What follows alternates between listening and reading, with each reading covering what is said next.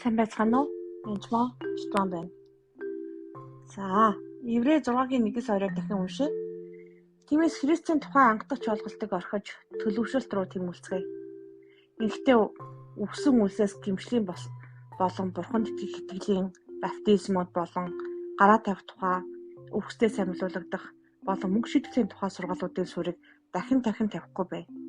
Тэгэхээр энэ сургаалууд нь анхаар шатны ойлголт бөгөөд бүгдийг та нар бүр сайн мэдэх ёстой гэж бичсэн мэдээ цааш нь унших юм бол тэгэхээр түрүүч удаа би гар тавих тухай та бүхэн заасан бол одоо би нуудаа мөнх шитгэлийн тухай баг зэрэг ярих гэж бодсон юм.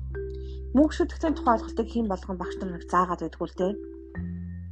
Гэхдээ заах ёстой сурч ойлголтын тухай бөгөөд бурхан нүдэд мөнх шитгэлийн тухай яриа гэж хэлсэн. Өнөөдөр би ээжид өдөр шүү дээ. Та яагаад мөнх шитгэлийн тухай ярих гэж бодож байгаа юм бэ гэж хэлээд өөр гоё юм ярьчих та гэж бодсон боловч мөнх шитгэлийн тухай яриа л гэж хэлсэн. Тэгэхээр би бурхныгаа ариун сүнсээр дахиад сурахгүй байдалд байна. Тэгээ та бити гайхаараа би бол зөвхөн мессенжер буюу бурхан юу гэж хэл гэсэн тэрийг л хэлдэг хүн. Тэгэхээр өнөөдөр энийг заана гэсэн. Тэгээ өнөөдрийн хичээл бол Матай 12-ийн 36-аас 37 өгдөжээ бид нарт. Би та нарт хэлье. Бодлогогүй хэлсэн үг бүрийнхаа төлөө хүмүүс шүүлтийн өдөр тайлхнах болно гэж. Мөнх шитгэлийн тухай ярихдаа итгэвчл байх юм бол бид нар шийтгэлд орохгүй гэж боддог.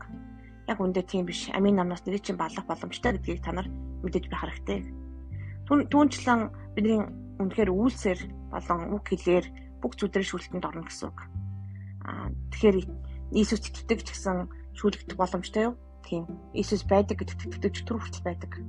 Тийм болохоор яг түүнд үнэхээр итгэсэн түүний амьдрал та үнэхээр Иесус таны амьдралын эзэн болсон байх юм бол та түүнтэй хамт алхаж түүнтэй хамт амьдрнаа гэсэн үг. Тэгэхээр тэгж амьдрч чадсан уу гэдгийг эзэн шүнэ гэсэн үг. Зүгээрч биш бүр үг хэлээр нь шүүхнэ.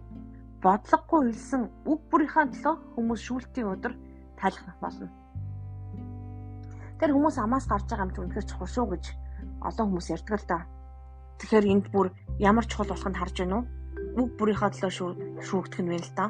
Эзэн бидний үсийн шиг болгоныг мэддэг юм чинь хэлсэн үг болгоныг мэдэх боломжтой юу? Мэдээж. Ялангуяа хүмүүсийг гомдоосон үг хэлсэн бол бүр шүүгдэх болно. Тэр хүмүүс үнэхээр зовцсон шаналцсан үед хатуу үг хэлэх үед маш гомддог байгаа. Жишээлбэл миний хүүг осол аваад орсон багт нь босс нь бити худлаа яриад чи худлаа ярьсан байна. Ингээд их юм бол чамаа ажлаас нь чи хална шүү чи гэж ажлаас нь халтжээ л дээ. Жишээлбэл надад нэг удаа хүүхдүүд маань осолд орсон байхад та хүүхдүүд ямар машинтай явсан ажлын машинтай яваад осолд орсон юм шүү дээ гэж хэлжсэн хүнд байсан.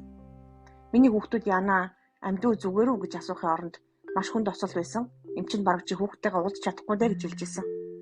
Тэгэхээр зарим хүн шал өөр л юм ярьж байсан.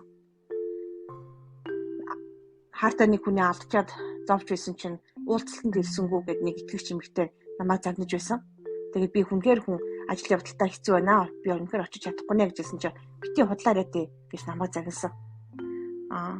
Энэ мэтлэн бид нэр бодлогогүйгээр үнэхээр хартаа дотны хүмүүсээ эсвэл танихгүй хүмүүсийг ч гэсэн таньдаг хүмүүсийг хүртэл үг хэлээр дамжлах харамтлага байдаг. Тэр энэ цаг мөчид үнэхээр ялангуяа та үнэхээр гомдолтой, зовцсон, шаналцсан хамгийн хэцүү үед эмзэг үг хэлэхэд энгийн үед тоохгүй мөртлөө тэр үед хэлсэн үгийг та үнэхээр зүрхэндээ хадгалж, гомдож, гонсоож байдаг байгаа. Яагаад гэвэл тэр нь маш хүнд шарах болдог. Зүгээр л хазаасан дээр нь түлхэж гიშгэж байгаатай адилхан зүрх рүү нь яг л зүгээр хатгаж байгаатай адилхан болдог гэсэн үг. Тэгэхээр хэрэв та хин нэгэн таныг тэгжүүлсэн бол тэр хүмүүсийг уучлал зөвлөе. Эзэн минь тэр хүмүүсийн эсрэг хэлэгцэн тэр хүмүүсийг би бүрэн уучлж өгнө гэж таас хэлээрээ.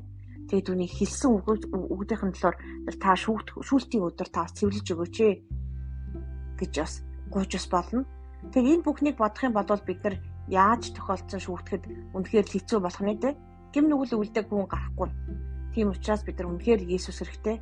Тэгээд бид нар бас бодлогогүйгээр үгээ хэлэхгүй байхын тулд бас аман дээр минь манаач тавиараа гэж гуйх хэрэгтэй гэсэн үг. Учир нь чи үгсээрээ зөвтгөгдөн өн чи үгсээрээ ялагдана гэж Матай номын 12-ийн 36 дээр 37 дээр бичсэн байна л да. Тэгээ энэ бүлгийг унших юм бол бас уршин хоош нь унших юм бол олон үгтэй холбоотой зүйлүүд бүгдээрээ байдаг байж байгаа. Тэгэхээр шүүлт бол үнэхээр бодиттой зүйл шүү. Тэгээ би өөрөө нэгэн хүнийг залбирч байгаад би яалгүй хүний амсар дээр одоо нэг удаа очиж байсан. Яг тэр үед бостоо Иесусэч гэж хэлж чадахгүй, маш хатуу, тэгээд гэрэл харагдахгүй, маш тийм хорхоо шавж ихтэй дөнгөж амсар дээр ноцсон мөртлөө би тэр үзэгдлээс гарч ирэхдээ ямар ч хүчгүй болж гарч ирсэн. Би мөглөхөн үнэхээр хэлж би мөглөхөн хөрөгч рүү очиод нэгэн юм идэж уух юм амруугаар авч хийсэн байж байгаа. Ямар ч хүч байхгүй болоод маш их айцар дүрэн тийш хизээж орох ёсгүй юм байна гэдэг тийм бодолтой гарч ирсэн байгаа. Тэгэхээр диважин байдаг болвол там байдаг. Яалгүй хүн гэсэн бодтой зүйл. Би доошоо бол хаягдаж үзээгүй. Очихын ч хүсэхгүй тийм газар байлээ. Амсар дээр нь дөнгөж очиход л ямар ч хүч байхгүй болж ямар ч найдваргүй болж эхэлчихсэн байгаа. Тийм хэцүү зүйл байгаа. Тэгээд та бүхэн бас яг энэ итгэлийн амьдралын Библиэлд байгаа хэсгүүдийг хүмүүс заадаггүй ч гэсэн бас өөрөө уншаасаа гэж хүсэж байна. Тэр явдал бол маш чухал. Яагаад вэ гэвэл мэдээж би та нарыг айцар урдах гэж оролдоогүй боловч мэдлэггүйгээс олж миний ард түмс хүндэг байгаа. Тийм учраас болгоомжгүй бас үг хэллгүүд битгий хэрэглэрээ хүмүүсийг бас битгий гамдаагаараа гэж хэлж байна. За та бүхэнд энэ өдрийн амгалан айлтгахын цэцүү тэгэд эзний мэдлэг дүүрэн байх болтугай. Эзний үг үнэхээр зүрхэнд тань орох болтугай. Эзнээс эмээхүү сүнс та бүхэн дээр байх болтугай. Иесус нэрээр залбирanгуйлаа. Амен.